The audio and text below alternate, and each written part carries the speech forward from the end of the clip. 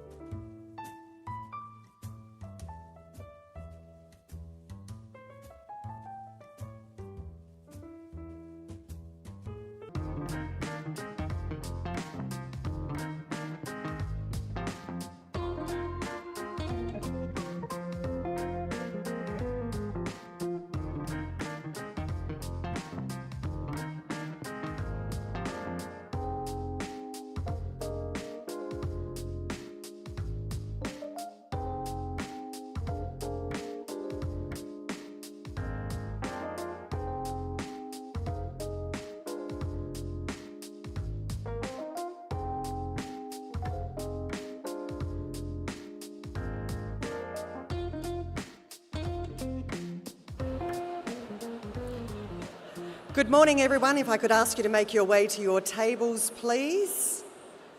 And when you get there, if you could please remain standing for the arrival of the official party.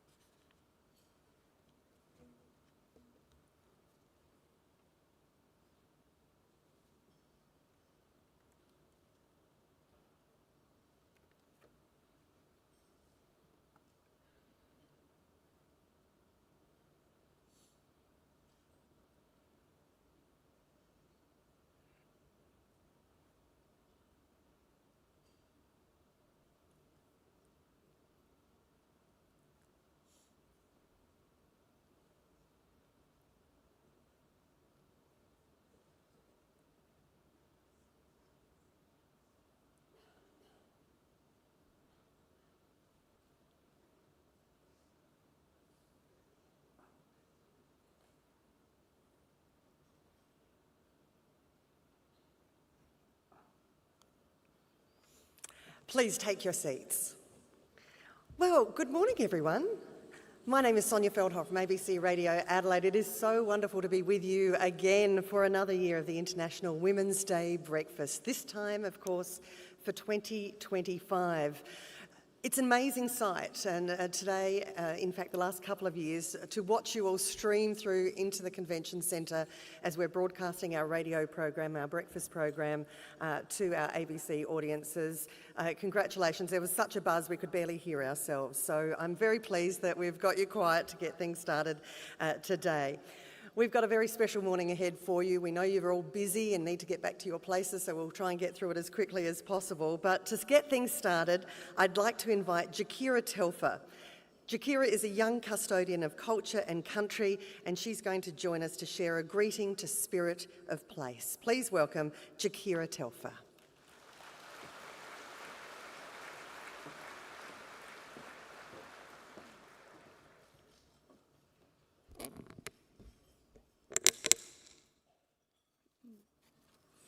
Ngai wangan malawara me anawara. Ngai bukiana medawandani nyai takati. Namani panyamani ninkorni nyarlayarta bukiana medawandani nyai. Ichalini kumorni kumakambra to alamini yarta. Nanyari jikurawaro. Ngai wangan tandanyanga tandapari. Monancha tawala meana garna yarta. Ngai wangan nakara.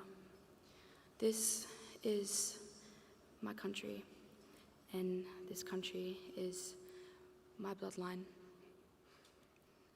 The songs of the land that echo on the waters of this coast, to the voices of the old people that carry on the wind of our plains. I stand here as a young bearer of the oldest living culture in the world, representing the importance of Indigenous youth leading in our own languages. Just last year, April last year, I was selected to attend the United Nations Indigenous Rights Youth Forum in New York, and a common theme as a member sitting on the Global Indigenous Youth Committee, and it came from the women. And as we know, the women are the first language speakers where the children learn the language. The common theme was, if you're not giving us space, you're taking it from us. So I think it's really important that I stand here and I was provided the platform here today to be able to speak in my language and to share my culture with the world's peoples. But today I wear my grandmother's paint-up from both sides, acknowledging the lineage, but today and tomorrow, International Women's Day, honouring their resilience and their survival. But what I just said, speaking the mother tongue of this country, is this very important, this sacred country here, alongside Tandapari, which is the Kangaroo River, and acknowledging the importance that women that they have vital to our people in our circle, because that's where our people come from, as the first peoples of the first sunrise. So what I said in language was, sorry, I should have started with this. My name is Jakira. My name translates to second born, returning full moon. And I come from the Mullawarra, which is the dry forest clan of the Kaurna people of the Adelaide region. On my father's side, I also come from the Wadi clan, which is the shark and the wind people of the Naranga nation. I must also acknowledge my mother's side. And from my mother's side, I'm Ngalia Gugada from Odia, where my ancestral ties were broken. But what I just said in language was acknowledging the 4 directions that you will come from to be here today. But I extend this to my First Nations brothers and sisters in the room. Your lands, your waters, and your 3 territories, and your dreaming and living law that live in all 3. Your land country, your sea country, and your sky country. And it's always important as well to acknowledge the ancient that still lay sleeping here, but acknowledge the culture that still lives and breathes through us and our young people.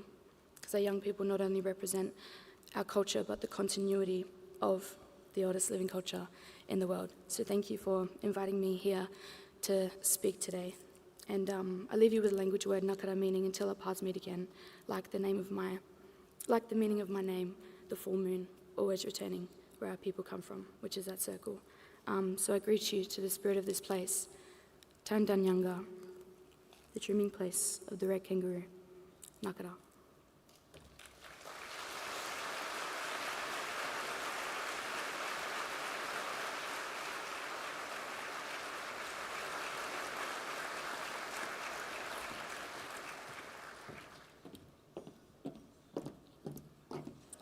Thank you so much, Jakira. And happy International Women's Day Eve to everyone here today. Of course, tomorrow, March 8th, is in fact International Women's Day. But as is tradition with this breakfast, we mark it on the Friday that is closest to International Women's Day.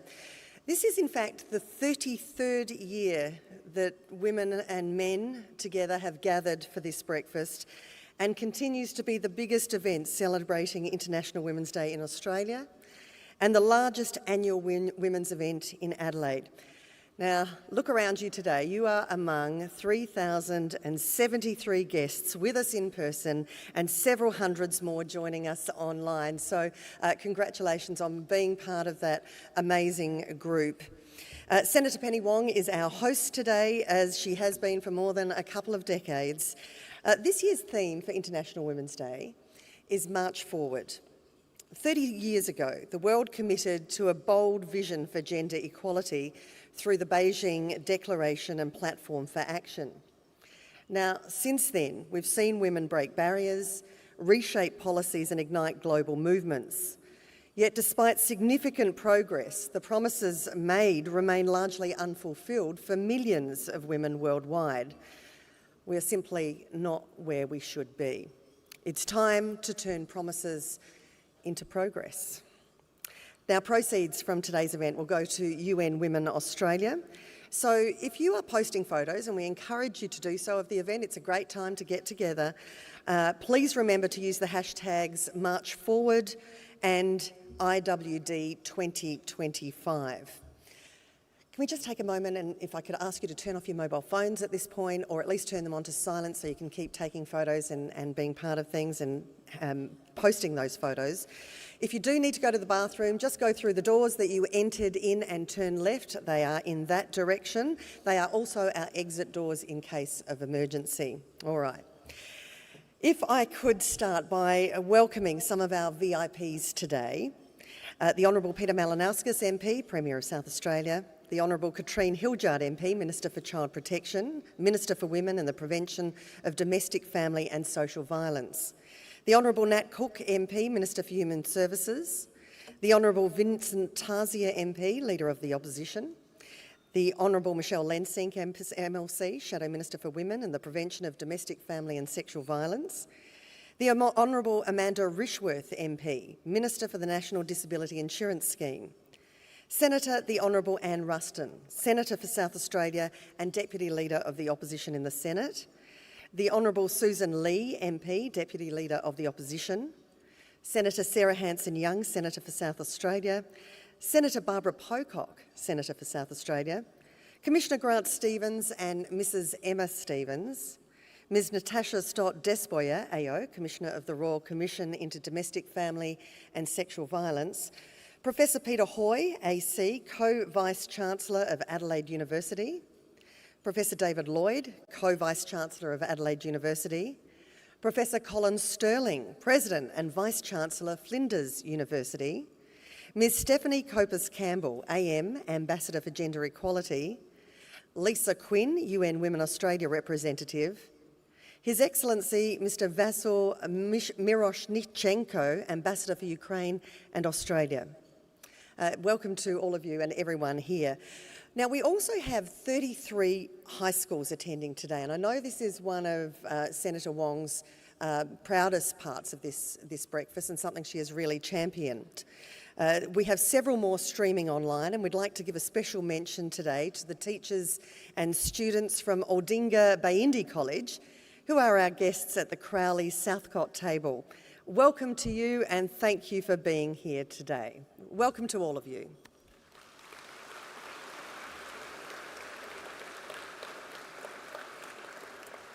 Now, I know for many of you this is a repeat event that you love coming to. That's why there is so much demand for tickets. But for some of you, it may be your first time here today, and an event like this is not possible without the support of our local partners, sponsors and supporters. So please allow me to spend some time just remembering and marking and recognising those who've donated to make this event possible. Our diamond sponsor, Adelaide University. Our gold sponsors, ASC, BHP, ECH, SA Power Networks, Flinders University, Catholic Education South Australia. Our silver sponsors, Catherine House and RAA. Our bronze sponsors, Nova Systems, Mott MacDonald, Hoban Recruitment, SDA, LMS Energy, Kelsian, SA Police, Resthaven.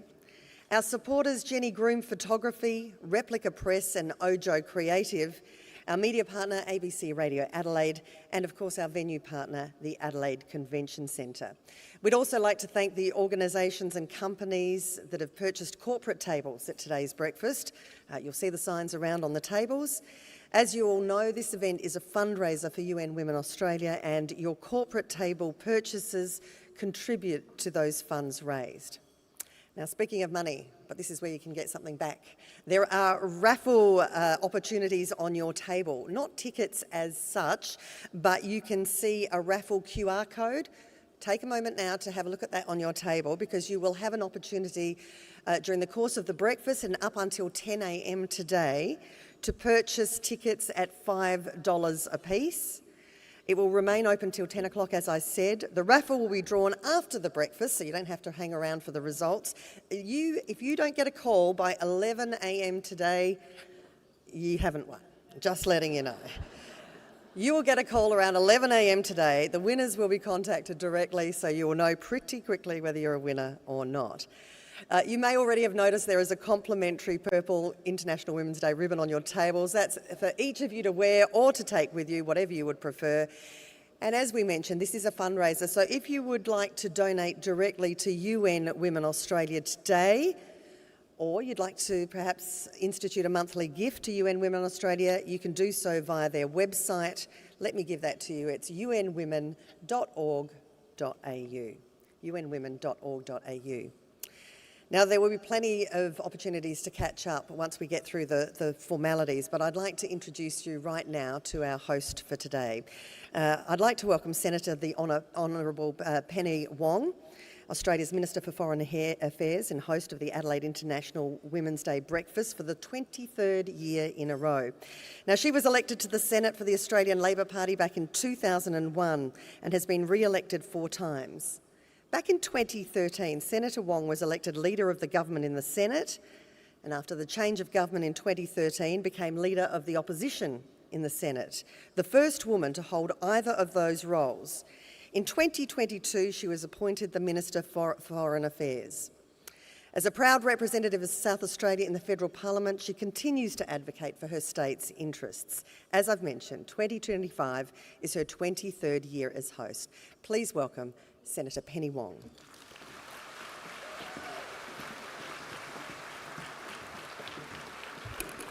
Thank you very much, Sonya, for that introduction, and thank you all for being here. It's so wonderful to see you all here again. I also want to acknowledge the traditional owners of these lands, the Kaurna people. Thank you to Jakira for welcoming us to country. I pay my respects to the Kaurna people and their spiritual relationship with country, and acknowledge that their cultural heritage and beliefs remain as important to the living Kaurna people today. First Nations people were this continent's first diplomats, this continent's first traders, and their ongoing connection to the peoples of our region makes our nation stronger. May I pay my respects to all First Nations people and elders here this morning, and I would also like to thank our wonderful guest speaker, Rachel Perkins. Rachel is an Arunda and Kalkadoon woman with German and Irish heritage, a director, a filmmaker, a truth teller and a storyteller, and I look forward to hearing her story this morning. Welcome to all of our distinguished guests. It was a long list, thank you, Sonya. I just want to mention a few again. The Premier, who always attends, thank you very much, Peter. To all members of the South Australian Federal Parliament, including the Leader of the Opposition, Senator Ruston, and my colleagues from the Albanese Government, Amanda Rishworth, the Minister for Social Services and the NDIS, to Louise Miller-Frost, the Member for Boothby, Senator Marielle Smith, and a special shout out to Claire Clutterham, who I hope will still soon be representing Sturt. Thank you to the Commissioner, Grant Stevens. Thank you, Natasha Stott-Despoja, not only for being here, but for your ongoing contribution over so many years to women internationally and here in Australia. Thanks to Adelaide and Flinders Unis, who've always been such great supporters, to Stephanie Copus-Campbell, who's my ambassador for gender equality, has done such a wonderful job in the world, and Lisa Quinn from UN Women. A special welcome to the Ukrainian ambassador to Australia, Vasyl Miroshnichenko.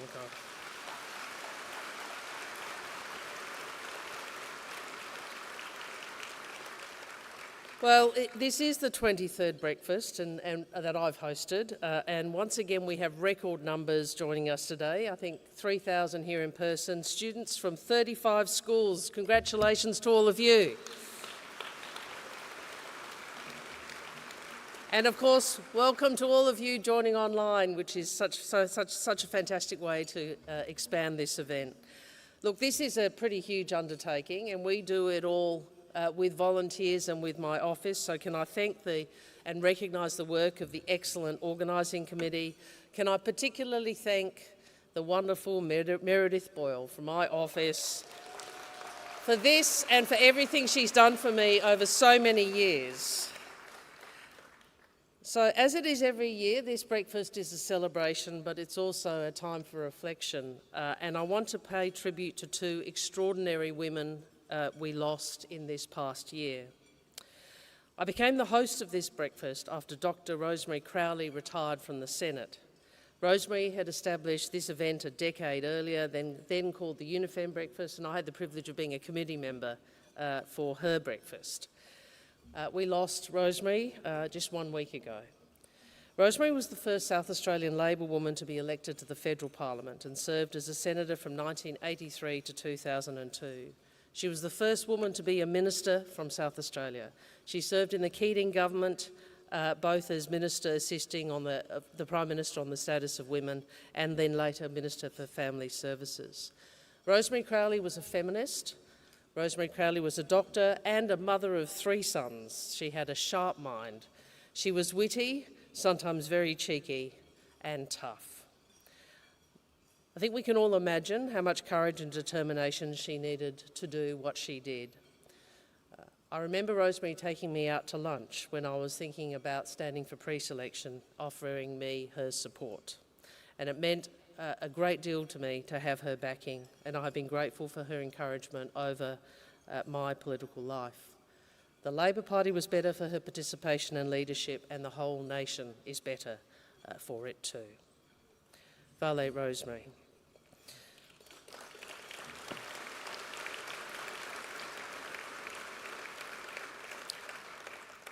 I'm very lucky to count Rosemary among so many remarkable women who have mentored me, but none so dear to me as my own mother, Jane Chapman, who I lost since we last gathered here together. Mum never averted her gaze from what she believed to be true. She was a girl from a farming family in the Adelaide Hills who married a Malaysian Chinese man before Australia had finally extinguished the White Australia policy. It was a gift to be raised by a woman of such relentless courage, such broad perspective, such deep compassion, and such an exceptional mind. She was irreverent and cheeky, very little time for self-importance or ostentatiousness, and her combination of wit, irreverence, and disregard for authority could at times make for a wild ride. She expressed her compassion in so many ways. I remember her often reciting this: life is mostly froth and bubble, 2 things stand like stone, kindness in another's trouble and courage in your own. Mum taught me the importance of justice, respect and progress, values that are elemental to the principle of gender equality and, of course, International Women's Day. On this International Women's Day, there is much progress to commend. And I've said many times how good it is to be part of a government that for the first time in Australia's history is majority woman. It's quite remarkable. It took a while to get there, didn't it? But we got there.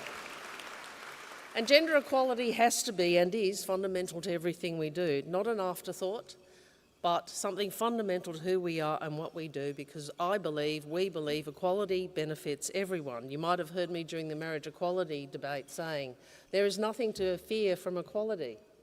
There is nothing to fear from equality. Now, we've seen the benefit of that commitment to equality in outcomes that have improved the lives and livelihoods of women around Australia.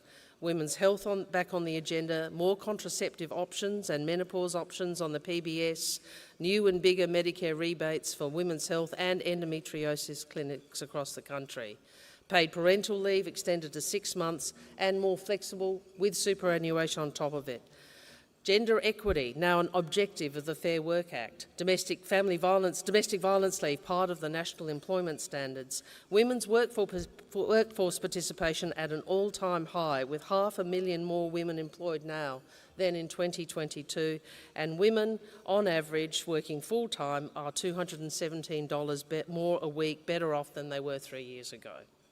We've seen the gender pay gap narrow by more than 2 percentage points in 3 years. But there's always more to do. Half of all employers in Australia still pay men over 12% more than women.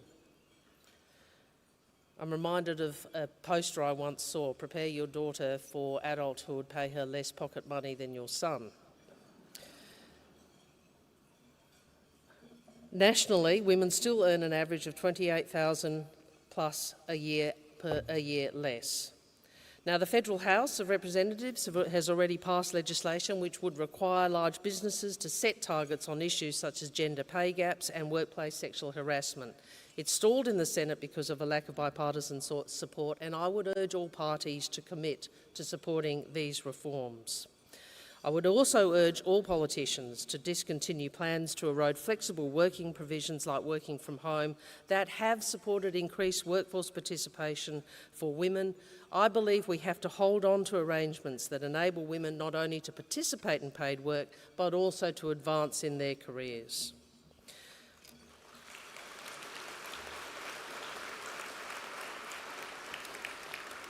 So, as you know, we always have more to do here in Australia, but the picture here is far better than in many parts of the world.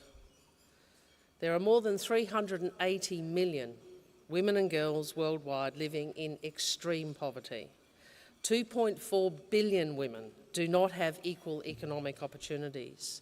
In countries like Iran and Afghanistan, repressive authorities deny the rights of women and girls. Across the world, women are facing more sexual and gender-based violence, 1 in 3 women globally, and a shocking 2 in 3 women in our region in the Pacific. Access to sexual and reproductive health services is shrinking. We've seen a surge in conflict and in humanitarian crises internationally, and these have devastating effects on women and girls. Last year alone, conflict-related sexual violence rose by 50%. Almost a third of cases involved girls. Now, gender equality isn't just a decent thing to do. It is also a stronger predictor of peace than a nation's wealth or its political system. And if women participated in the economy on equal terms with men, it could add up to $28 trillion to the global economy. So the whole world pays the price for a lack of gender equality.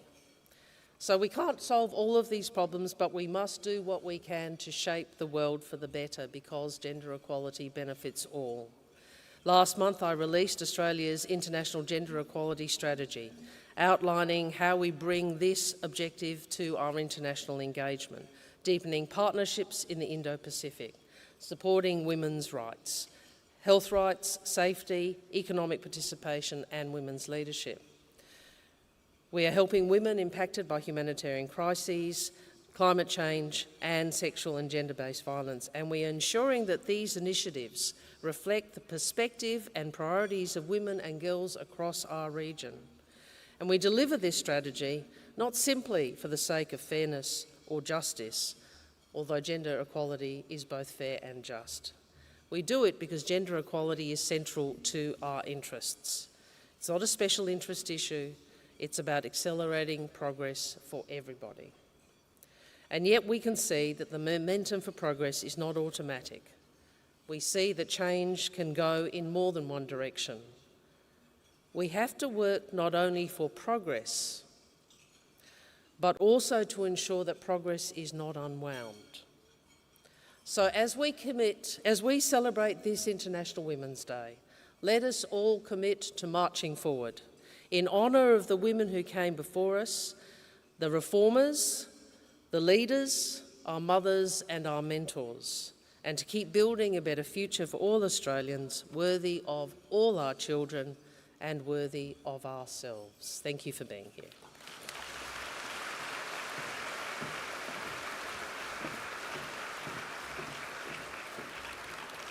Thank you very much, Senator Wong. How's your breakfast? I hope you're enjoying it. Remember, you can purchase your raffle tickets now or any time until 10 a.m. today. I'm told they're going quite quickly, so make sure you are in it. There are some fantastic prizes, including travel. If you haven't got tickets to WOMAD this weekend, there's some of those up for grabs. Plenty of others. See the full list of your raffle tickets on your table right now.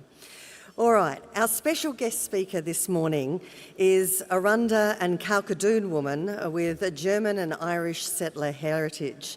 She is one of Australia's most significant storytellers and a champion for Indigenous voices. With a career spanning over 30 years, she's directed acclaimed works. Now, let me see if you haven't heard or watched at least one of these. First Australians, The Redfern Now, Mystery Road, Total Control, Brand New Day, Jasper Jones, and most recently the Australian Wars. I'd be very surprised if everyone in this room hasn't seen at least one of those particular shows. Her storytelling explores Australia's shared history, addressing themes of colonisation, reconciliation, and empowerment. Now, beyond filmmaking, Rachel Perkins works to preserving Indigenous languages and women's cultural traditions in her community. Through her truth-telling and her dedication, Rachel seeks to educate and unite Australians. We're very pleased to have her here today. Please put your hands together for our guest speaker, Rachel Perkins.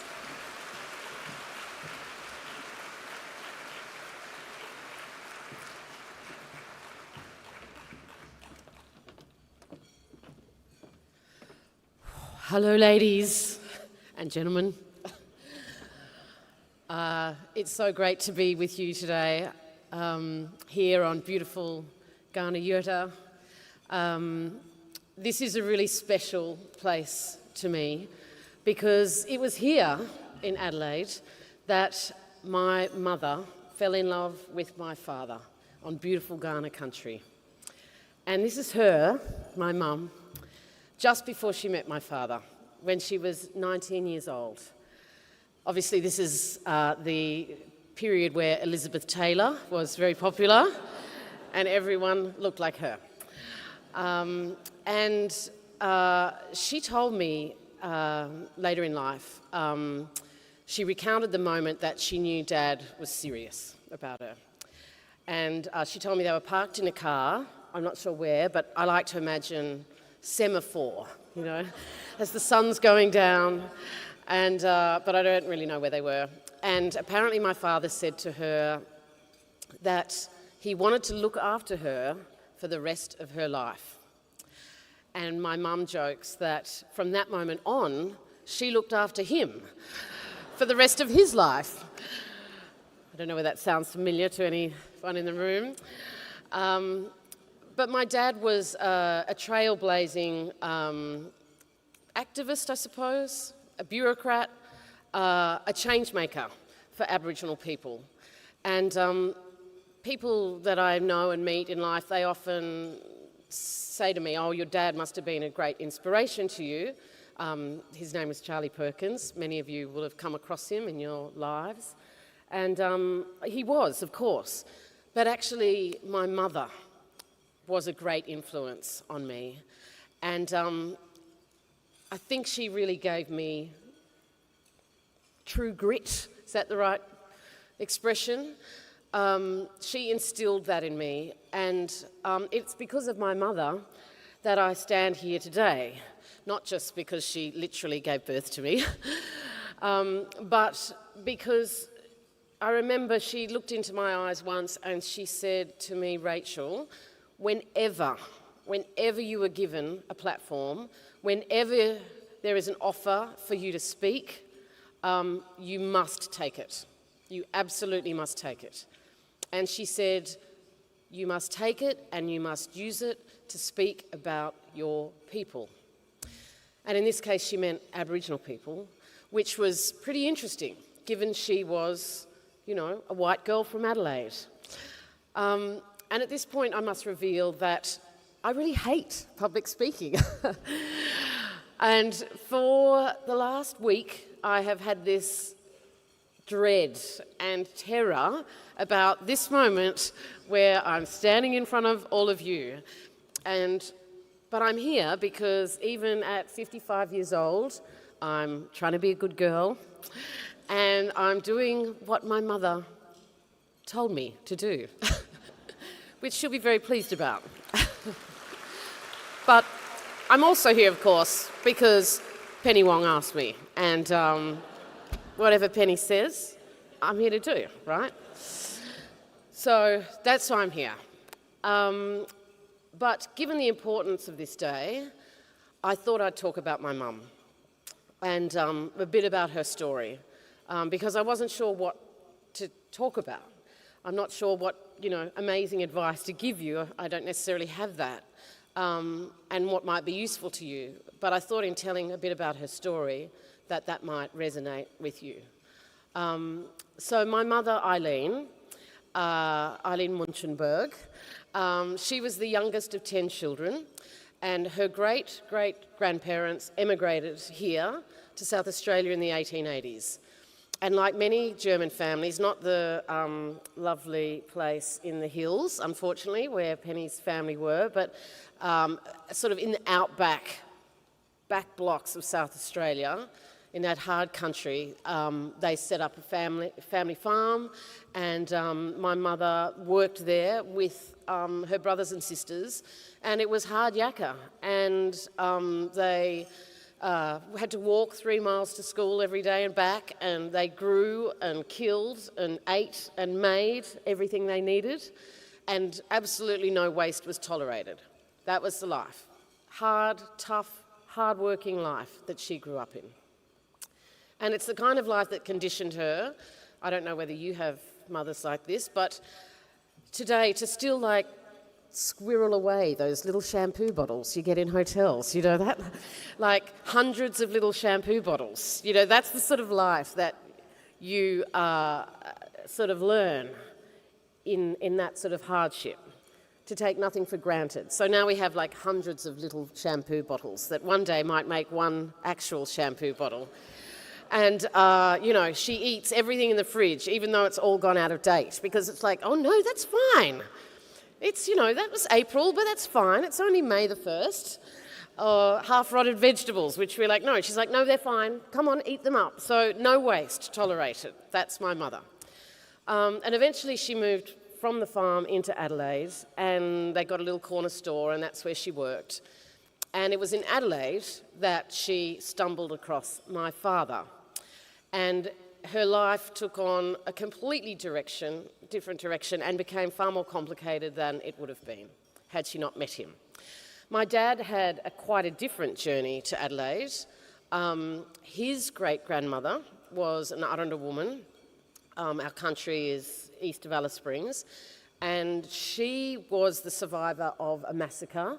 About the same time my mother's great-grandparents were immigrating, her family were involved in this massacre. She was one of the few survivors, and she fled into the arms of a white Irish miner immigrant. And that's where she took refuge with him. And that's where we get our name, Perkins. And they had 2 children, and one of which is my grandmother, Hetty, who you can see on the screens. So Hetty grew up working on the mines and the cattle stations in outback Central Australia. And she was an extremely capable woman. She could fence, ride horses, she worked in the stop camps, she cooked, and she could fight any man. And she got a job at the local native institution for half-castes, which is what it was termed back then.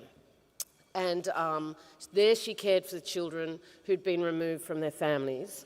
And there she gave birth to my father, Charlie.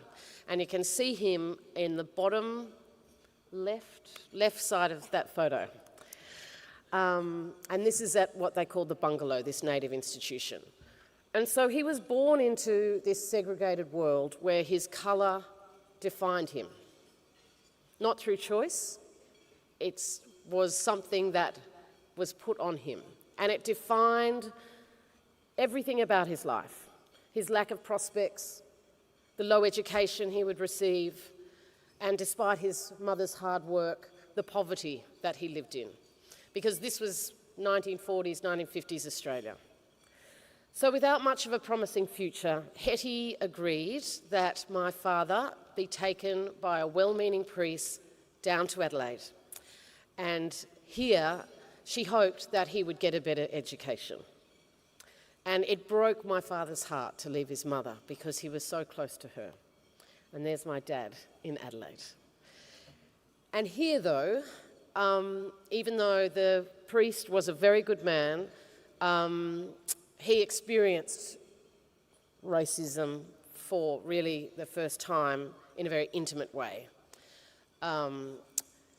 The personal slights that he received, though, would fuel the man that he would become. It was the first place he told me that he heard the word coon, a nigger. And he told me, laughing, that actually they didn't realise that that's what they were being referred to as they were being chased down the street, because they've never heard that before. One of the stories, though, that made a really great impression on me was the stories that he would tell about going to the local dances as a young man, as he grew up. And back in those days, these dances, for those students who weren't around then, they were very formal, held in local community halls, and the girls would sit on one side and the boys on the other, and the boys would have to walk across the hall to invite the girls to dance, and which seems sort of unimaginable now. So my father would go to these dances, and he would walk across what must have seemed like an enormous gulf, crossing the floor to those girls. And he would go and ask every one of them, down a line, one after the other, he would ask them to dance with him. And every one of them would refuse him. And he would go back the next week and he would do it again. So this young man in Adelaide, knowing the reception he would receive, leaned in to the racism that he knew was coming his way. The great thing that saved him, though, was soccer. Playing soccer saved him. Like so many of our Indigenous sportsmen and women with incredible sporting ability, on the sporting field, he could show that he was more than the equal of any other man. And he played soccer with the Greeks, the Croatians, the Italians, and they loved him and he loved them back. And it was in soccer, in the multicultural community, that he found acceptance and he found humanity. This man that had been called a coon and an abo found a home with those who were called wogs. And they had a lot of fun. And they played great soccer. And he went on to become the captain of the South Australian football team. So, fast forward and enter, stage right, Eileen Munchenberg, who arrives at a soccer function one night. And my mother, quite taken with my father's handsome looks, said she thought he was Mediterranean. Maybe Greek or Italian, but actually seems like she couldn't care less where he was from, even if he was shock horror Aboriginal, and she fell for him. So events get a bit hazy after the meeting. They don't share a lot of detail around what happened. I think there's obviously some shenanigans. But anyway, they ended up in this car together, and with my dad saying to my mother, as blokes often do when they fall in love, that they would like to look after them for the rest of her life. And so we know how that went. So my mother, like Penny Wong's mother, did the unthinkable.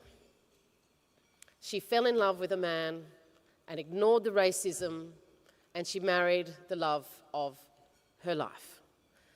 And these days, it's really hard to imagine what that meant, right? Because, you know, we take our multiculturalism sometimes, you know, for granted, to cross that racial boundary.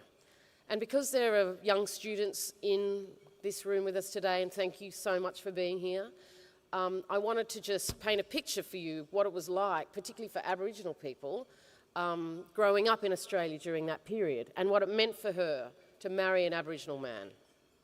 For example, back in those days in the 1960s, if you were an Aboriginal woman, you couldn't necessarily give birth in the hospital, local hospital. You had to go out and have your child on the veranda. You couldn't try a dress on in a shop because they didn't want it to touch your skin, so you had to just buy it off the rack.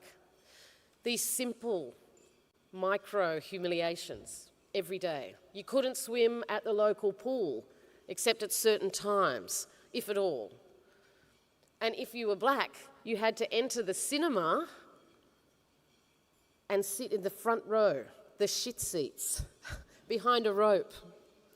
And sometimes you had to enter after dark, after the lights went down, and leave before the credits so that people wouldn't have to see you. So this was the Australia that my mother, a farm girl from Adelaide, defied because she loved this man. Back then we were a nation that was truly divided by race. And my dad was determined, though, to change this. And in order to do so, he knew he had to go to university.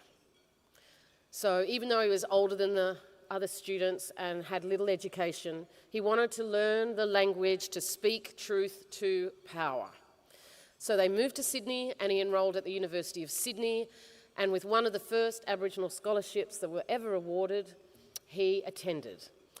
And just 2 Aboriginal people had been enrolled in university before him. So this was very new. And Dad cleaned toilets for work, and Mum was carrying my sister in her belly at this stage. And they found the cheapest accommodation possible, which meant that had no floor in the lounge room. The door didn't have a key in it to the front door, and Mum used to have to crawl in through the window. She used to tell us, fully pregnant, and try and get through the window.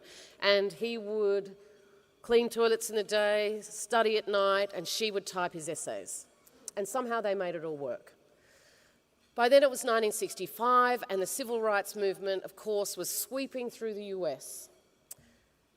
And people were calling out the segregation that existed. But of course, here in Australia, we had our own form of segregation. And so Dad and his fellow students at Sydney University banded together, inspired by what was happening in the US, and decided they would have their own form of a freedom ride, to get on a bus and to drive around outback New South Wales and to examine the discrimination that existed in these pools and cinemas and bars right across New South Wales, what we called the colour bar. And so they entered pools with kids and enabled them to swim. And they went to segregated bars and stood outside, and they were pelted with eggs and knocked to the ground, and it was on the front page of Australian newspapers for the first time. It showed the ugly racism that existed in our country.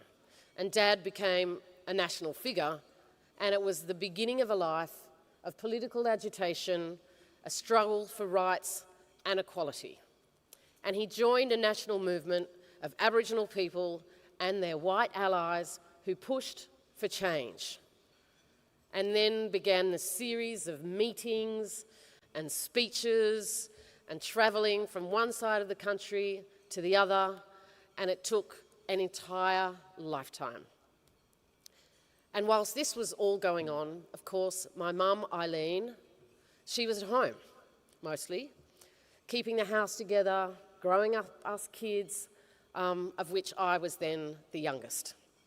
But she was also organising, raising money, making clothes for the destitute, typing speeches, renovating houses, dropping the kids at school, doing all those things that is necessary but is never seen to keep leaders in motion. And that is what I learned from her, that every great leader needs great followers, these unsung heroes that will never be recognised, but keep the leaders upright, dressed, fed, on time, in the right place, with their bags packed and ready to go out in public, but always knowing that behind them there is often one or many who, whatever happens, have their back when it's needed. You have those people, Penny. And many of them are here today. I learned from my mother that value of being a great follower. And I learned it firsthand, following my mum and dad around to rallies and meetings and demonstrations, and there I am at the tent embassy. I don't know what I'm so happy about, but anyway. And I learned it from making cups of tea, which was my job.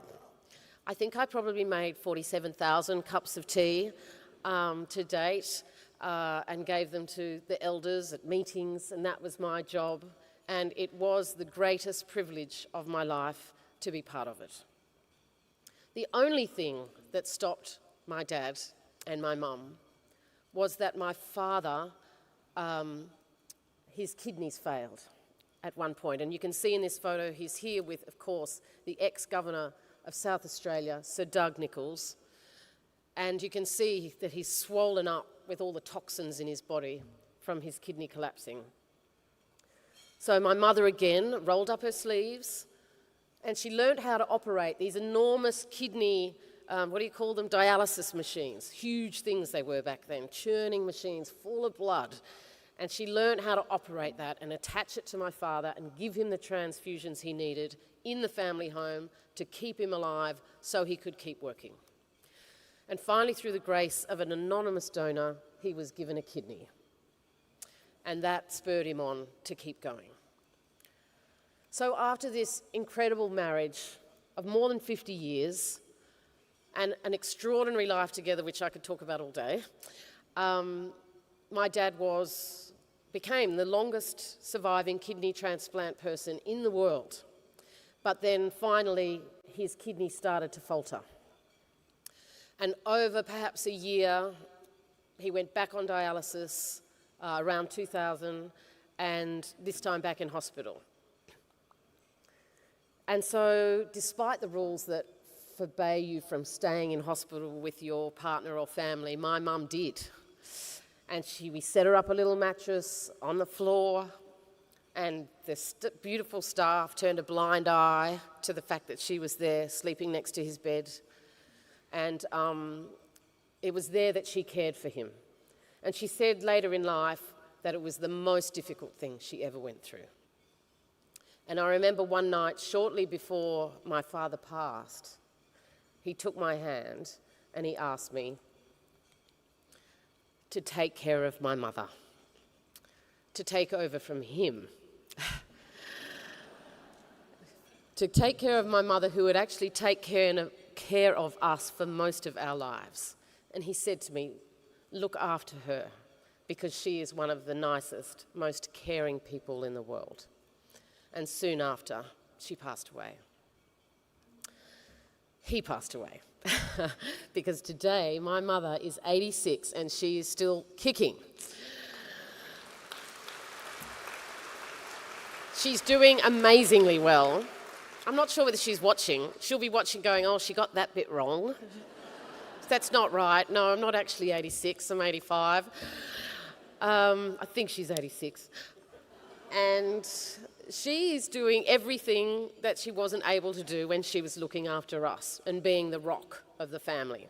She's living this huge full life and enjoying, I suppose, a well-deserved retirement.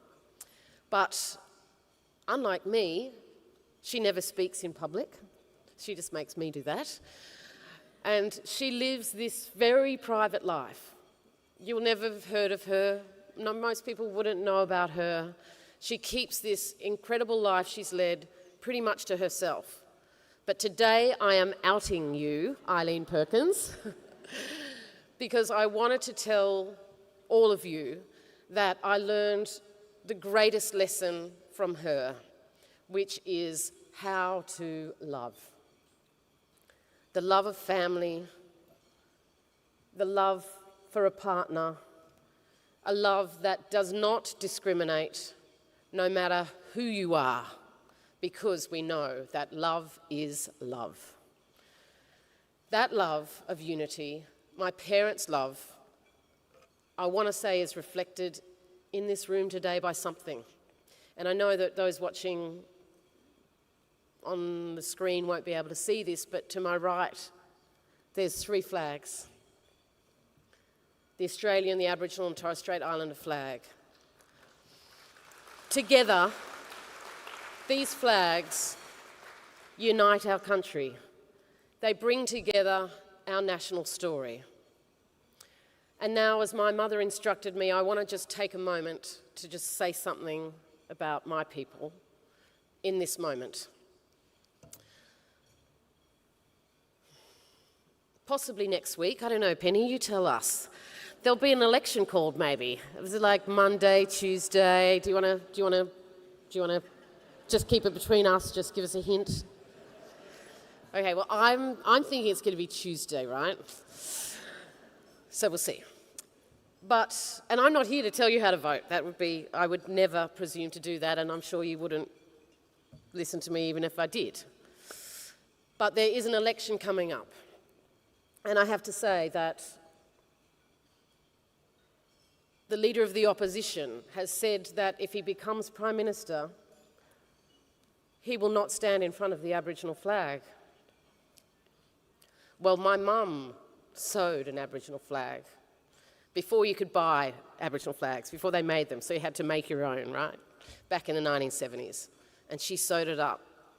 And she put it in our house, in our family home. And it didn't mean we weren't Australian. It didn't mean we wanted to be separate. It just acknowledged that a part of us, a part of me, us kids, had an Aboriginal identity. And she showed that with her love, that it's possible to unite those identities, that we don't have to be divided, that like the flags, we can stand together. I don't want to see us put away that flag. Thank you very much for having me.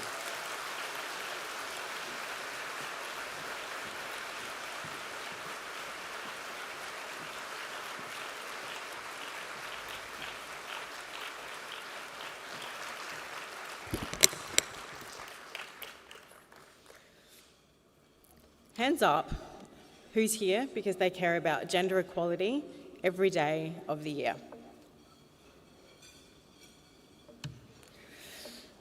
Well, good morning. I'm Alexis Mackay and I'm the chair of the Adelaide International Women's Day Breakfast Committee. Today I have a couple of jobs. The first one is to say thank you to some very generous people, and the second is to encourage you, each of you, to leave the room today committed to march forward for all women and girls, not just today, but every day. Firstly, it's my pleasure to thank our wonderful keynote speaker, Rachel Perkins, for accepting Senator Wong and the committee's invitation to speak today. Such an incredible story of adversity and love, and we just want to thank you all so much. Thank you so much for sharing your story with us today, Rachel.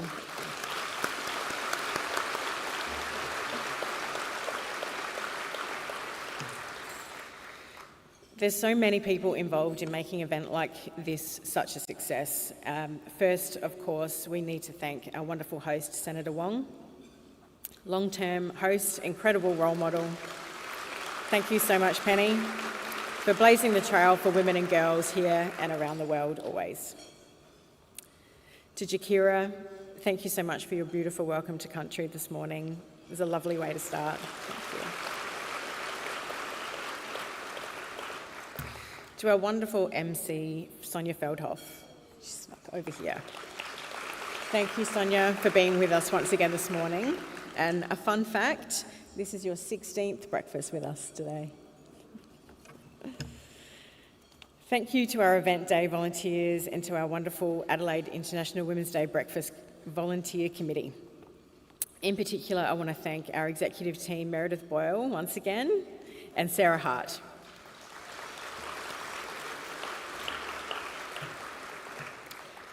I'd like to take just a quick moment to amplify the work of our volunteer committee and what it takes to bring an event like this to life. Most of the organisation that is done out of business hours. It's done after full-time work, it's done on weekends, after kids are in bed, or in some cases on our committee in between newborn feeds. It's an enormous event, an enormous effort for all of our committees, so I want to thank all of you for your hard work and dedication in bringing this enormous event to life. Thank you.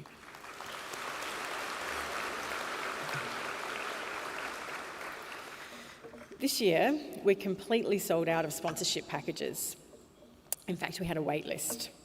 We are just so grateful to our sponsors and to our supporters who purchase corporate tables. Last year, we were able to donate $150,000 just from this event, and we couldn't do this without your generous support.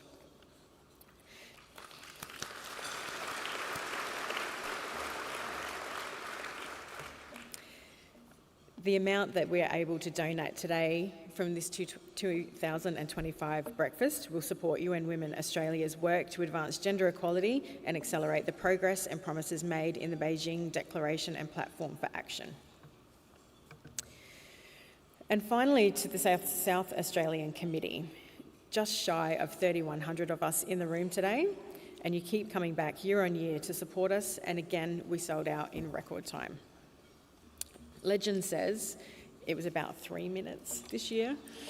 Our ticket platform did have to stop for a quick breather to catch up, but then not long after that, all the tickets were finalised and our wait list began to grow.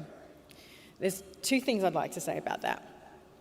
One is I really think it's time that Adelaide got a bigger room so that we can meet demand for this breakfast.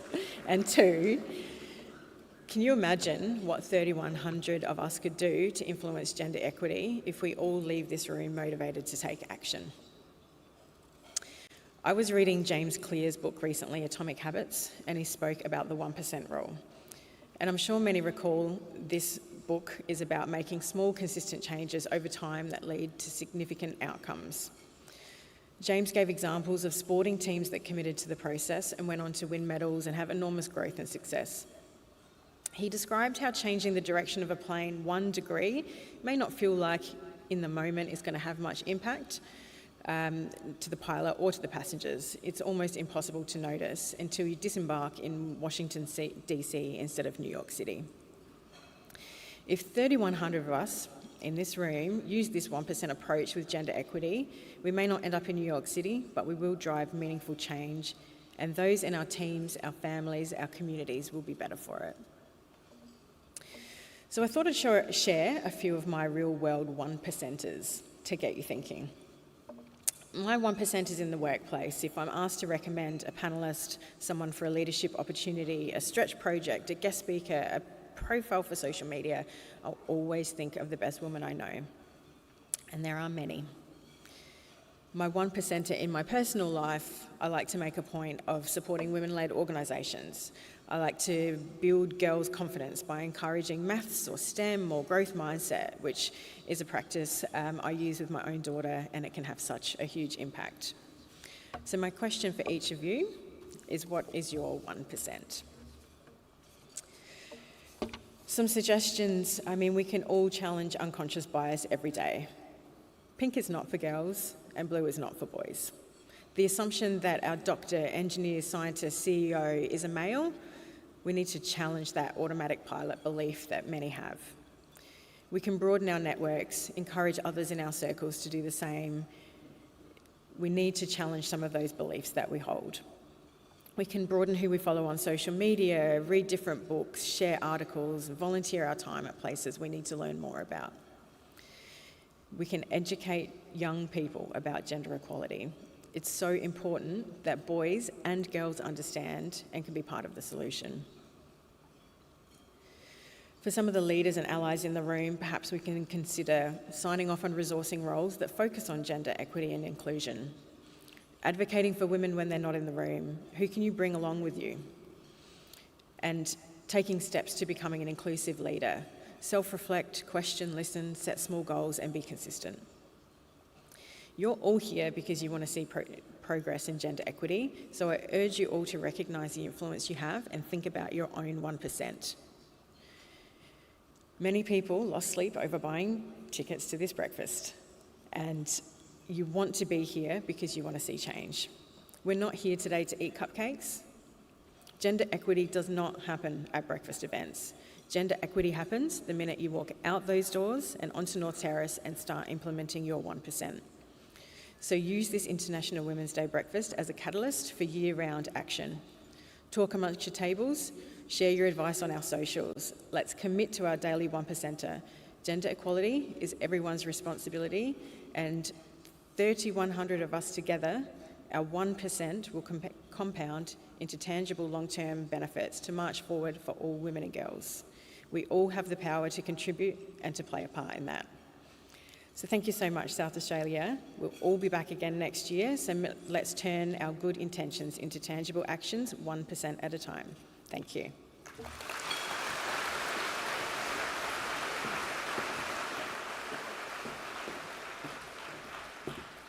Oh, thank you so much, Alexis. Now, another reminder, if you haven't already bought your raffle tickets, you've got till 10 a.m. today.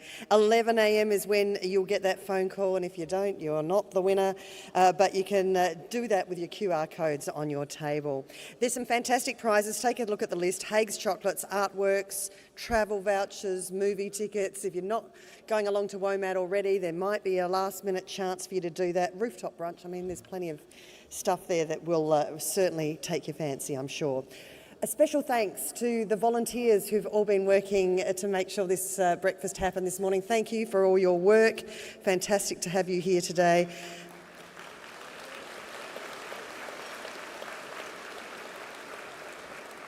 As you go about your actions today, please upload your photos to social media. Keep up to date with those photos from today's events and other information on the committee's website and, of course, on their social media accounts. And when you're posting photos, let me give you those hashtags again. Hashtag March Forward and hashtag IWD 2025. Thank you so much for attending the IWD breakfast for 2025 here in Adelaide. We're thrilled to be with you once again, and this time with 3,073 people, I'm told, in the room. We appreciate always Adelaide's support of this fantastic event. May you have a wonderful day, a wonderful year. Enjoy International Women's Day tomorrow. Happy International Women's Day to you, and let's see you back in this room next year for International Women's Day 2026. Thank you.